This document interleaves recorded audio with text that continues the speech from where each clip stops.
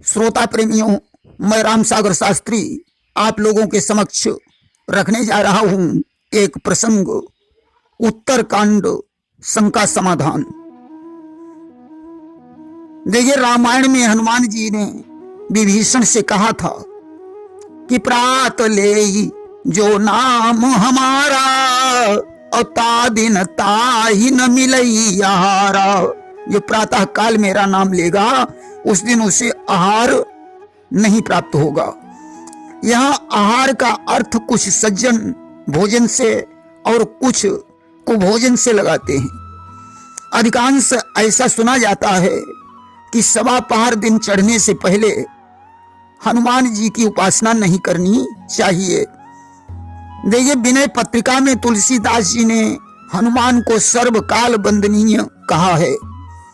हनुमान जी ने विभीषण से यही कहा था कि मेरे जैसे बंदर पर भगवान कृपालु हो गए। मैं तो उस योनि का हूं जिसका प्रातःकाल नाम लेने से भोजन भी नसीब नहीं होता। इसीलिए तुलसीदास जी लिखते हैं कि महावीर बिनबहु हनुमाना और राम जासु जस आप बखाना। देखिए, वंदना किसकी होनी चाहिए? जो सही दुख पर छिद्र दुरावा, वंदनीय तेहि जग जस पावा। जो कष्टों को सहन करके पराये कष्टों को दूर करता है वही वंदनीय है। जैसे कपास वर्षा धूप सर्दी सहन करता है, उसकी रुई से कपड़ा बनता है जो सभी के तन को ढकता है। हनुमान जी में ये गुण पाया जाता है, इसलिए ये सर्वदा सर्वकाल वंदनीय है। हनुमान जी तो साक्षात रुद्र हैं, फिर भला प्रातः काल इनका नाम क्यों नहीं लेना चाहिए? अब बात आती है कि राम और शिव में किसकी उपासना श्रेष्ठ है। देखिए, भगवान कहते हैं कि शंकर प्रिय मम द्रोही, शिव द्रोही मम दास। ते नर करहि कल्प भरी, घोर नरक महुबास। जो शिव की पूजा करता है और मेरी निंदा करता है, या जो शिव की निंदा करता है और मेरी पूजा करता है, उसे कल्प भर नरक में रहना पड़ता है।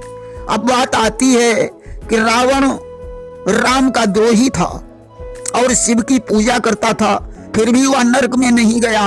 अरे, भगवान जिसे अपने हाथों से मारेंगे वह तो उन्हीं के लोक को जाएगा। इसीलिए किसी की भी पूजा करो, परंतु एक दूसरे का विरोध नहीं करो। देखिए, जब हनुमान जी संजीवनी लेने गए तो काल नेमि ने इन्हें अटकाया। उसने माया द्वारा बाग सरोवर बना दिए और कपटी साधु बन गया। हनुमान सरोवर में स्नान करने गए तो सर पैठत कपिपद गए मकरी अति अकुलान। मकरी ने इनका पैर पकड़ लिया, इन्होंने उसे मार डाला। वह दिव्य रूप धारण करके स्वर्ग को चली गई। जाने से पहले उसने हनुमान को कपट मुनि का रहस्य बतला दिया और उद्धार करने के लिए धन्यवाद दिया। देखिए, मकरी धान्य मालिका अप्सरा थी और यह कालनेमी पहले गंधर्व था। दोनों इंद्र की सभा में गा रहे थे। अचानक दुर्वासा को देखकर इन्होंने व्यंग किया, माने हंसी की। दुर्वासा ने दोनों को निशाचर होने का श्राप दे दिया कि तुम निश्चर मकरी बनहु, भोगौ कष्ट अपार। जब त्रेता युग आई है तब हुई है उद्धार। अब त्रेता में तुम्हारा उद्धार होगा। देखिए, हनुमान जी जिस पर्वत पर पांव रखते थे वह पाताल को चला जाता था, तो फिर वे कूदे कैसे? बताया गया कि वो यही नाम का पर्वत था, वही पाताल को चला गया। वहीं हनुमान जी मशक रूप पर, वहीं हनुमान जी के मशक रूप पर भी कल्पना की जाती है कि मशक मच्छर को, बिल्ली को, काली रात को और पानी भरने वाले मशक को कहते हैं। तो हनुमान जी कौन सी मशक बन गए? अगर मच्छर की बात करें तो मच्छर अंगूठी ले जा नहीं सकता, माया से अंगूठी छोटी बड़ी भी नहीं की जा सकती। हनुमान चालीसा में लिखा है कि प्रभु मुद्रिका मेली मुख माही और जलधि लांघी गए अचरज नाही। हनुमान जी ने भगवान की अंगूठी को मुंह में रख लिया। यहां सिद्ध होता है कि हनुमान बिल्ली बन गए। अब बिल्ली का यात्रा में मिलना अपशकुन होता है, इसलिए हनुमान काली रात के समान बन गए। बात यही सही है। परंतु जब इन्होंने लंकिनी के मुष्टिक मारा तो लिखा है कि मुठिका एक महाकपिहनी, कपि का नाम आया, यानी हनुमान ज्यों के त्यों बने रहे। अशोक वाटिका में हनुमान तरु पल्लव में क्यों छुप गए? नंबर 1, वे छुपकर रावण की बातें सुनना चाहते थे। नंबर 2, लड़ने के लिए 3 लोगों की जरूरत होती है, हनुमान जी अकेले थे। अच्छा, राक्षसों के भवन को मंदिर क्यों कहा गया? क्योंकि हनुमान रुद्रावतार हैं, उनके हृदय में राम और सीता विराजमान हैं, इसलिए वे जिस घर में अपना पांव रखते थे वह मंदिर बन जाता था। विवाह के समय सीता जी राम के चरण क्यों नहीं छूती हैं? लिखा है कि गौतम तिय की सुरति करी नहीं पर सती पद पानी। यहां अब कोई कहता है कि सीता जी सोचती हैं कि मेरे हाथों के आभूषणों में भी पत्थर जड़े हैं, कहीं वे मणिमाणिक स्त्री होकर मेरी सौत न बन जाएं, इसलिए पैर नहीं छूती हैं। कोई कहता है कि भगवान अपना चरण अहिल्या के छुआ चुके हैं, अगर मैं छूंगी तो एक पत्नी व्रत धर्म नष्ट हो जाएगा। कोई कहता है कि राम का चरण छूकर अहिल्या पता नहीं कहां चली गई, मैं चरण छू लूंगी तो पता नहीं कहां पहुंच जाऊंगी। कोई कहता है कि गौतम में 2 पद हैं, गौ और तम। गौ यानी चला गया, तम यानी अंधकार। अब चौपाई में आगे आता है कि तीय गति, पत्नी की गति का स्मरण किया।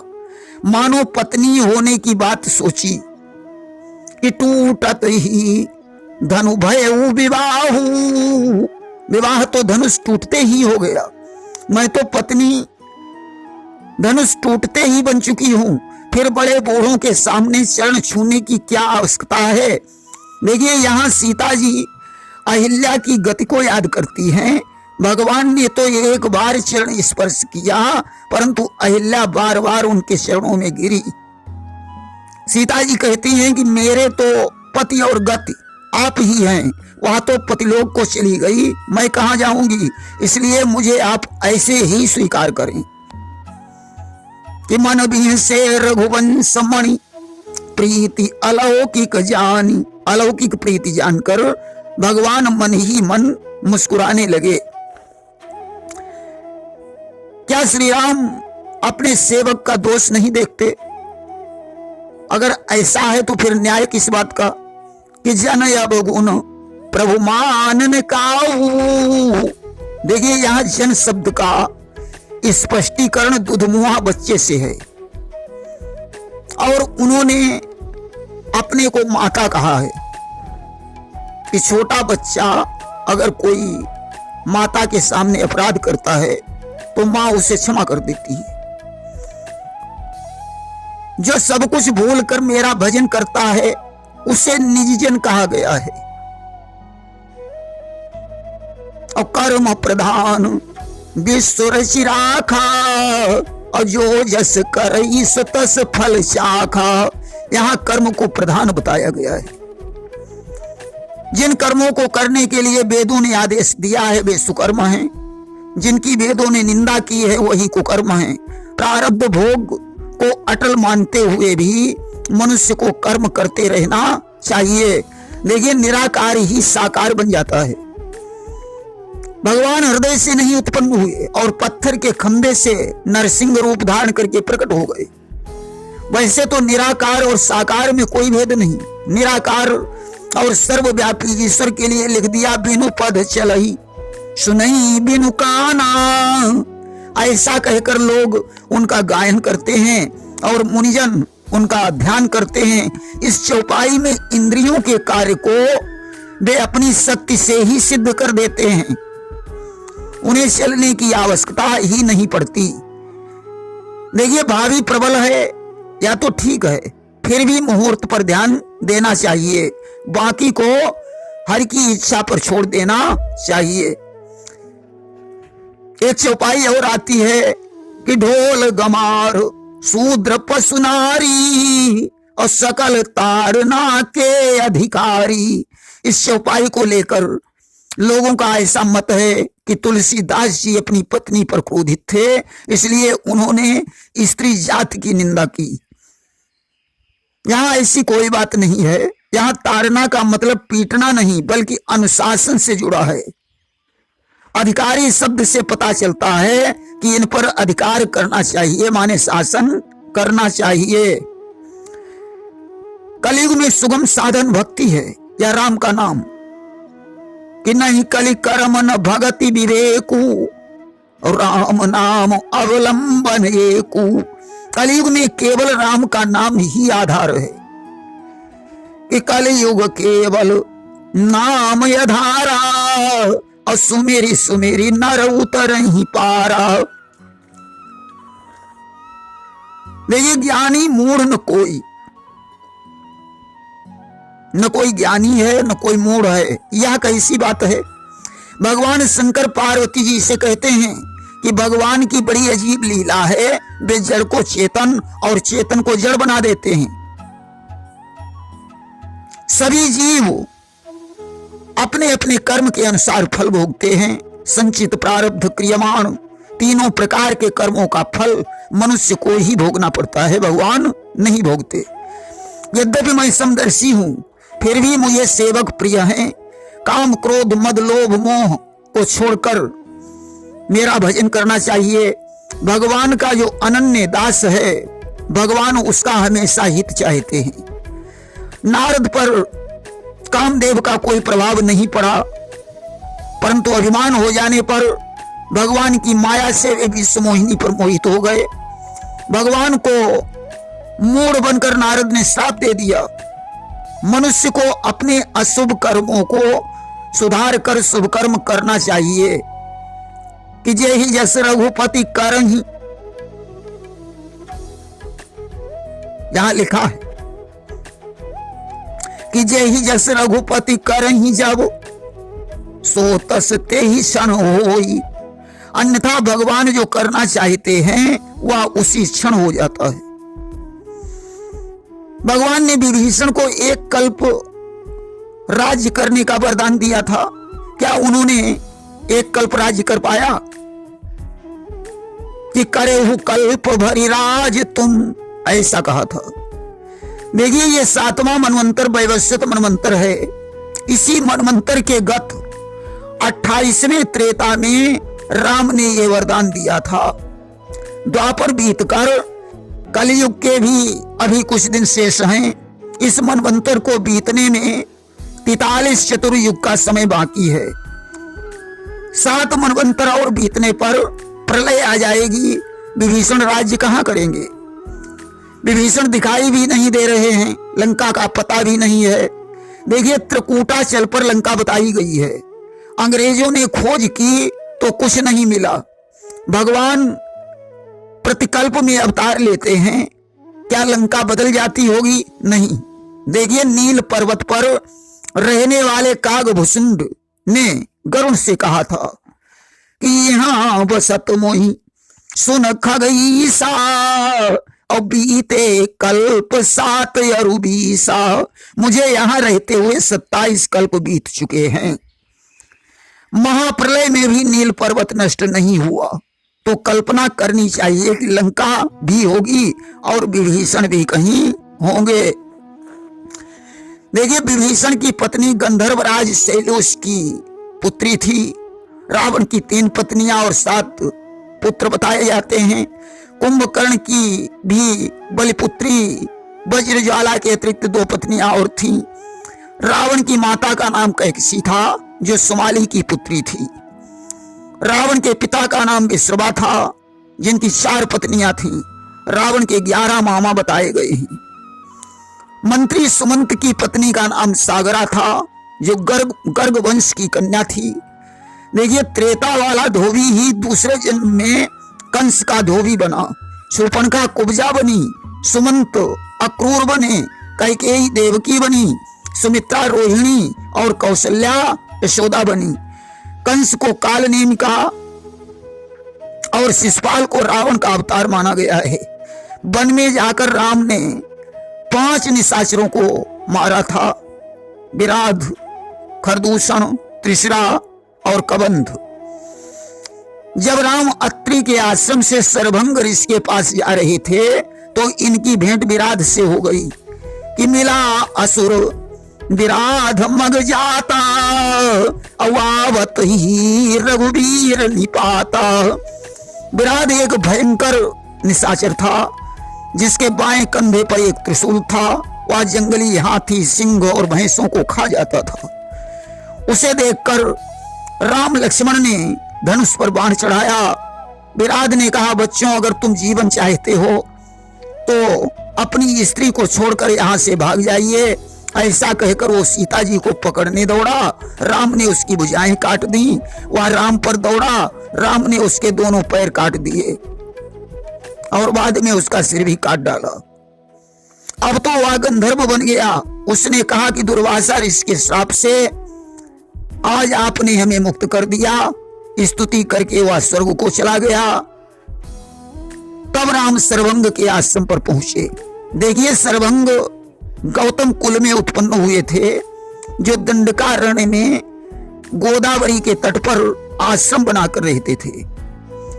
इंद्र स्वर्ग से विमान लेकर इन्हें बुलाने गए थे, परंतु इन्होंने कहा कि अभी राम का दर्शन करके उनका सत्कार करूंगा, तब स्वर्ग आऊंगा।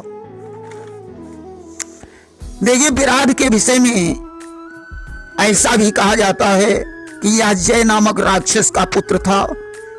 इसने ब्रह्मा से वरदान मांगा था कि किसी अस्त्र शस्त्र से मेरी मृत्यु न हो। पहले यह तुम्बरु नामक गंधर्व था।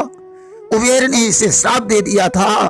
इसने राम पर त्रिशूल चलाया, परंतु उन्होंने त्रिशूल काटकर इसके हाथ पांव भी काट दिए। जब यह नहीं मरा तो राम ने इसे गड्ढा खोदकर गड़ा दिया।